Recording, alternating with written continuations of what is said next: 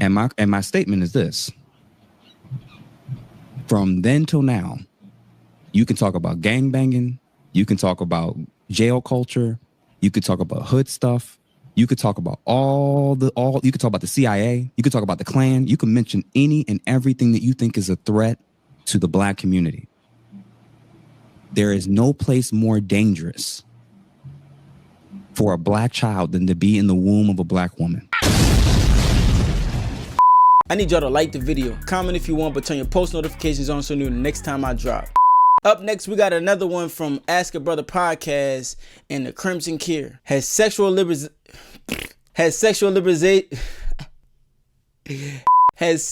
liberation fooled women? Let's talk about it. It's not just that it was changing Black women's perspectives of how they saw men. They now saw themselves as men.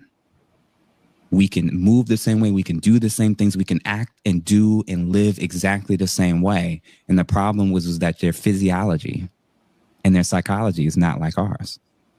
Right. So me going into work and working for the next 60 years of my life to provide for my family is one thing. You trying to do that while knowing you still want to have children and knowing that if you're not there to raise them, someone else will, is the cost. Listen, I keep reacting to his stuff because he knows how to say exactly the shit I've been saying, but smarter. You know what I mean? This reminds me of Eve in the garden and being beguiled by the serpent to go against God. It's just this nature that instead of being satisfied with all that you have, you want more, so you become envious. And it's not all women that's like that, but it's a lot. Some women can get a grip on who they are personally and not make foolish decisions in their life that they ultimately gonna regret. You know, like leaving their marriage or something like that. I'm gonna let them keep rocking though. You being like, well, I want to wait until 35 before I want to start a family. I can do that. You doing that, there's going to be potential issues as a result of it. At risk pregnancy, not being able to have infertility issues, which a lot of people are having. I'm a real business guy. There's this thing called opportunity cost. And so opportunity cost is the cost for an opportunity that you're taking. So if you take option A, you're going to relinquish all of the benefit that comes with option B. But women have been sold a lie that they can have it all, and they can't. It's called Cosmo. Do your research. So my view is, and more that I think about it, regardless of all the other things we're talking about, I think a huge destabilizing component, because when you think about it, it's really led us to the rapid increase of single mother households, the decrease of the value of marriage, because sex is something that we can easily access.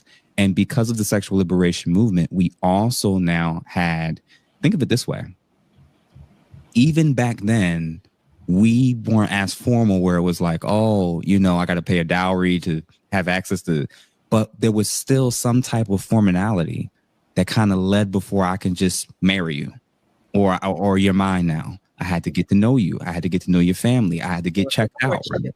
Mm-hmm. The sexual liberation movement basically said women now get the freedom to have sex with who they want. They have the freedom to have children with who they want, and they have the freedom to be able to enter and choose whatever relationships they want. But the lie was that you will also be free from the consequences of those choices. Gotta let that one breathe. Gotta let that one breathe. That's the lie. This is why they bought into it. You can have it all. There's no opportunity cost. Cosmo. Exactly. So I really think that with feminism, it wasn't just the Trojan horse of we don't value this or value that. They taught you not to value your womb or what's in it. Imagine a world where women knew where their true power lies. They have been mindfucked into thinking that what's freeing is giving up their greatest value versus preserving it. This is my second controversial statement. It's estimated that we have over 7 million aborted Black babies. Yes. With the genocider in chief that started all of this with Planned Parenthood. And go ahead and look up her quotes of how she felt about us. Margaret Sanger. Look that name up. My view is this. The person who propagated this was heavily focused on wanting to eradicate us from the planet. We are accomplishing her goal at a level she couldn't have imagined. Exactly. And my statement is this. From then till now, you can talk about gangbanging. You can talk about jail culture. You could talk about hood stuff. You could talk about you could talk about the CIA. You could talk about the Klan. You can mention any and everything that you think is a threat to the Black community. There is no place more dangerous for a Black child than to be in the womb of a Black woman.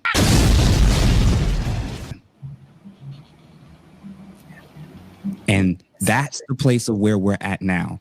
None of these other women want it. Well, you, of course, and a few others.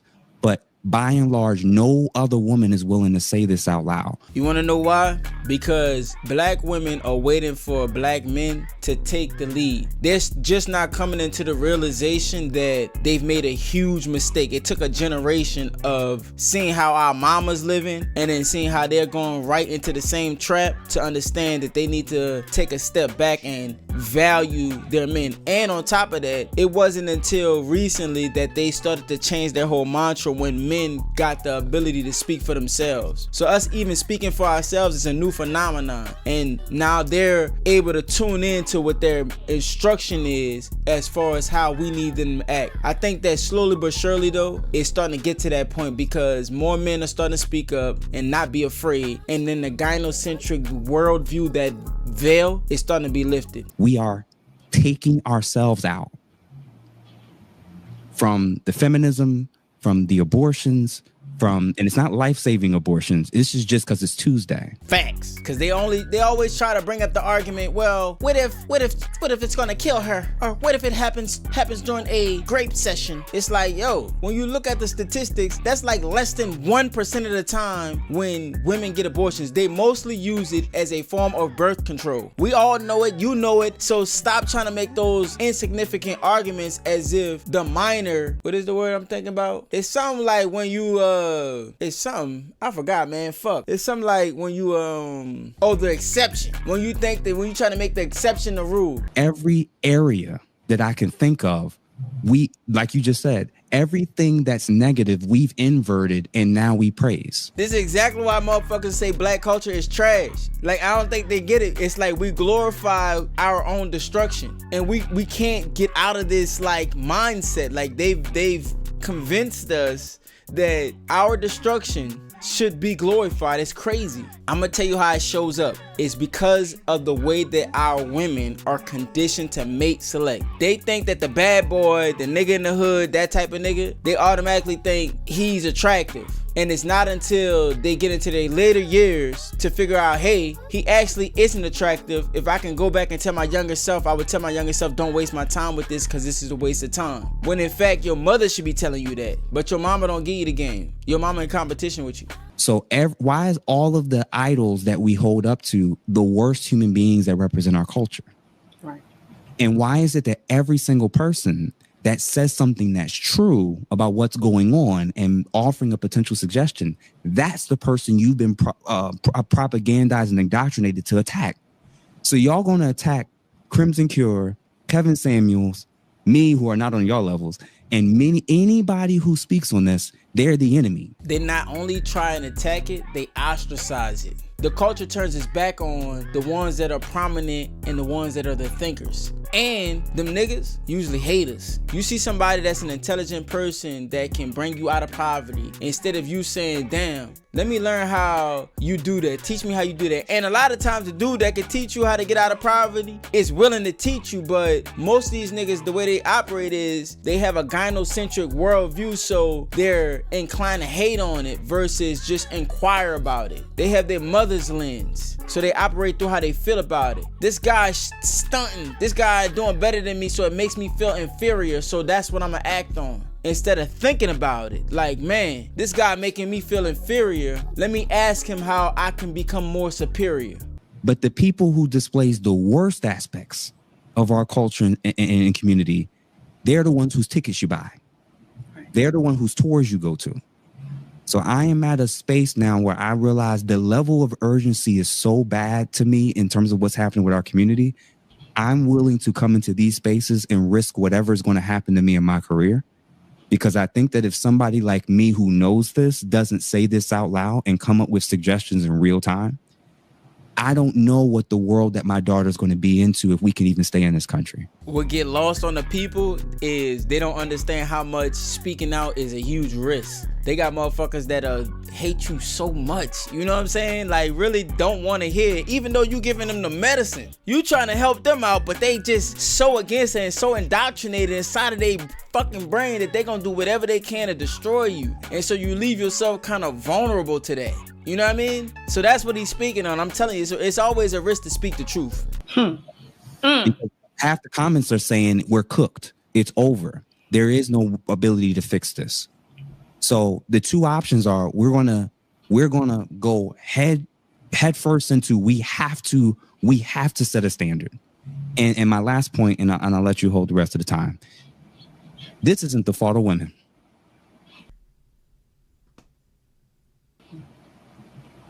This was our fault. This was our fault when the women who began to allow these things to permeate our culture, we continued to reward it. We still married them. We still gave them children. We still gave them attention. We still gave them likes. We still subscribed to their OnlyFans. We still fly them out. All the worst women who have propagated and helped create this culture, we still give all the things that they get just because they're women and they're Black. So we've enabled them to be able to continue to do this. We've drawn no lines in the sand as to if you want to be a wife, if you want to be a girlfriend, if you want to be a mother, this is what it's going to take of the lifestyle you need to live and be. They can access all those things and still act that way because we drop our standards. So when I look back at my past and look at my body count and all the women that I dealt with, I helped contribute to the dating market being what it was. Okay, here's my pushback on that, right?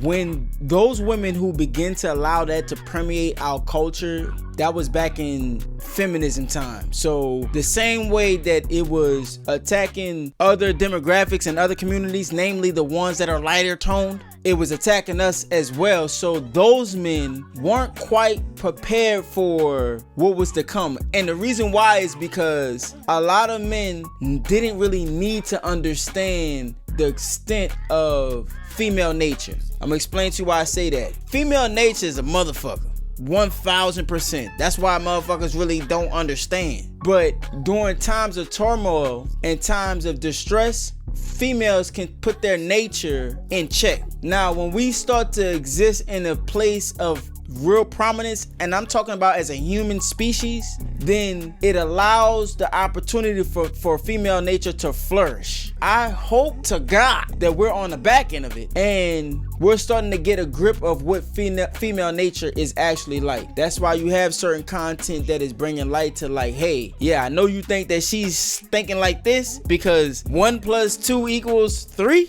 but honestly, in her world, it equals 30 a trillion. I know that ain't a word, but that's how she feel about it. I hope that makes sense.